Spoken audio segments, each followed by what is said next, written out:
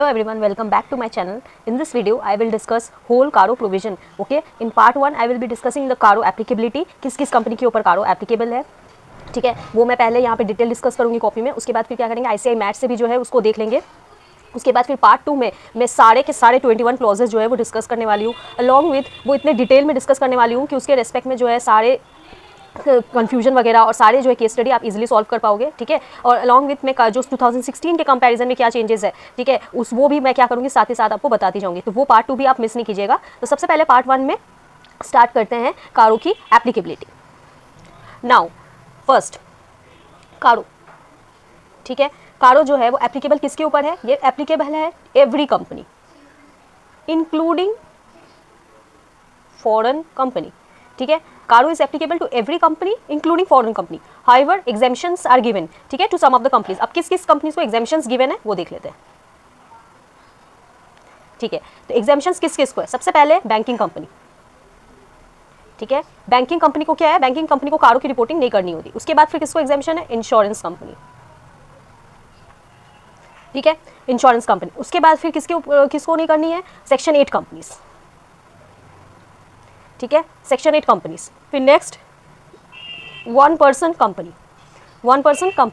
फिर next small company, ठीक है. स्मॉल कंपनी के क्या डेफिनेशन है, section 2 subsection 85 of the companies act में. Section small company means a company which is not a public company and whose paid up share capital is up to 4 crore and turnover up to 40 crore.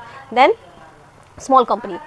Now not applicable to private company. अब किस type की private company, which is not a subsidy और holding of public company and whose क्या क्या देखेंगे, paid up share capital plus reserves, ठीक है, plus loan from bank and FI, ठीक है.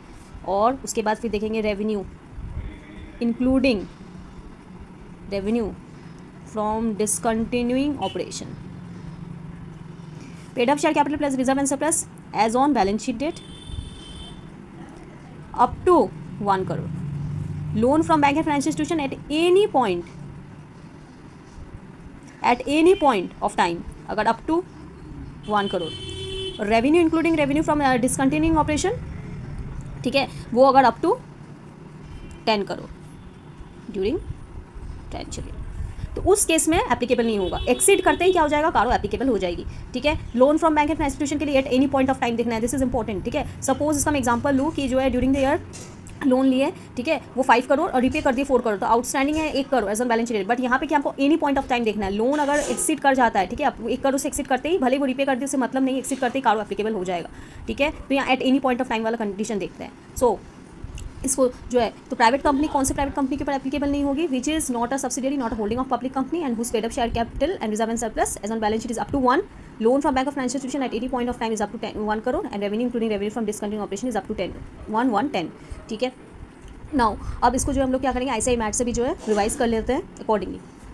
Let's again revise with the ICAI study mat directly. Okay, as we see, CARO is an additional reporting requirement which we do as per section 143 subsection 11, okay, and that reporting comes under the head other reporting responsibilities under the auditor's report, and it's written as I discussed, it is applicable to every company including foreign company, okay, and however exemptions are given to following class of companies, okay. So first exemption is given to banking company, okay. See, banking company means a company which is defined as per in clause C of section 5 of the Banking Regulation Act, okay. Now next exemption is given to insurance company. As I discussed, CARO is not applicable to insurance company, which is insurance company as defined under the Insurance Act. Next, section 8 companies, CARO is not applicable to section 8 companies, that is company licensed to operate under section 8 of the Companies Act. Next, CARO is not applicable to one person company, okay.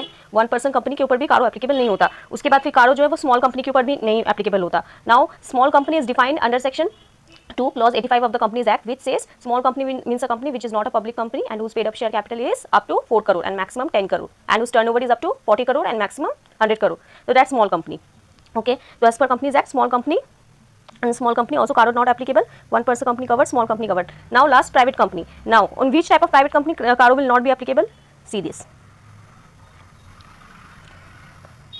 Private company which is not a subsidiary or holding of a public company. As I discussed, private company which is not a subsidiary or holding of a public company, whose paid up share capital and including reserve and surplus is not more than 1 crore rupees, 1 crore, not more than rupees 1 crore.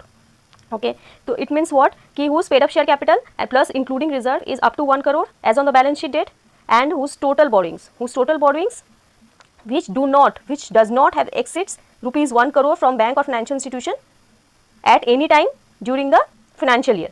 At any time during the financial year. It means what? कि boring जो है वो है क्या है, कभी भी financial year में कभी तक में भी 1 करोड़ से जो ज़्यादा है वो एक्सीड नहीं करा हो बोरिंग्स. ठीक है, इसका मैं एग्जांपल लेती हूँ.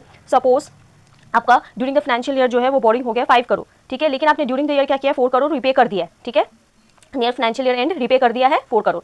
तो इसका मतलब ये नहीं है कि वो अप टू 1 करोड़ है बोरिंग बचा, तो इसका मतलब ये नहीं आप समझोगे कि आपके ऊपर कारो एप्लीकेबल नहीं होगा. बिकॉज यहाँ पे बोला है सी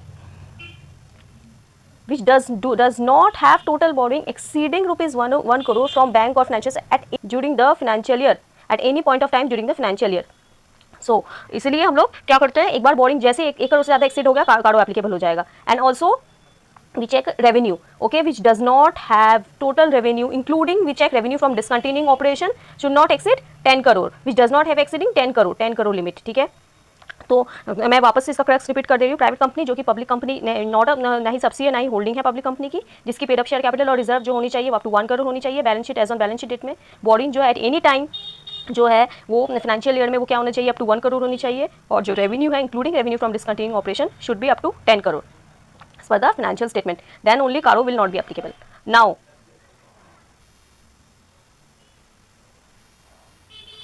see this last point. It may be noted that order shall not apply to the auditor's report on consolidated financial statements except clause 21 of paragraph 3. What does it mean? कि in respect of on audit report, in respect of a consolidated financial statement, okay, there should not be any CARO reporting except for clause 21. Okay, अगर clause 21 वाला matter होगा तो उसमें क्या होगी, CARO reporting होगी, वो भी consolidated financial statement. वो clause 21 में क्या है वो हम लोग जब CARO का क्लॉज डिस्कस करेंगे then I will explain. Otherwise only clause 21 में रिपोर्टिंग होगी और किसी भी क्लॉज में रिपोर्टिंग नहीं होगी. That's all about the applicability of CARO. In part 2 I will be discussing all the clauses of CARO. So if you like my videos, please subscribe. Thank you.